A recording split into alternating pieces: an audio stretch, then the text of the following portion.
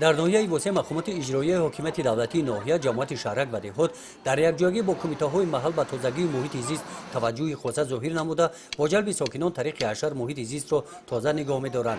طریق گذراندن حشر در شهرک واسه در کوچه به نام اسماعیلی سامانی جویبارهای آبرو از سبزه‌ها و پرتوها تازه کرده شدند.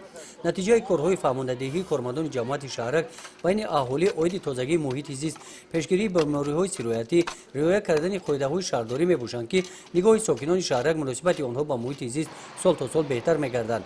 قطعه زمین‌های نزد حولیگی عاقلانه استفاده برده می‌شوند. بعد برگزاری آزمون حولی بهترین در شهرک واسه با این حولی مانند منزل‌های استقامتی محیطش همه گونه زیبا شمارش زیاد می‌گردند.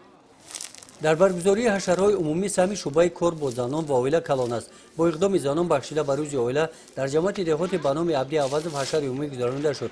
آبادی دیار از تازگی در حولی هر یک ساکن جمهوری آغاز می‌یابد. اندیشه دارد ساکن دهه گل‌آباد زلیخا خدیرова و خاله زلیخا حولی‌اش را دوم همین طرف تازه نگاه می‌دارد.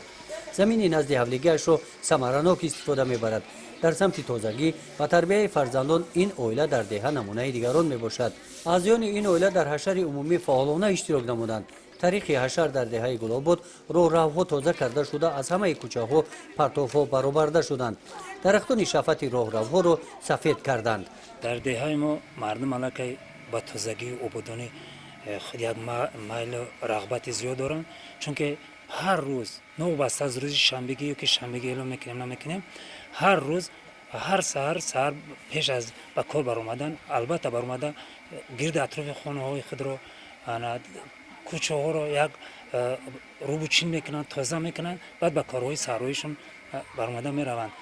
هر روز شنبه مردم به طور حشر باز به سرجمانه جمع شده جبرها را تازه میکنیم خانه ها را گرد اطراف تازه میکنند. مردم علاقه برای به تازگی آبادانی خود یک عمق شدگی یک رغبت مخصوص یک شغل با یک احساساتی بلند برآمده همین تازگی را تازگی میکنند.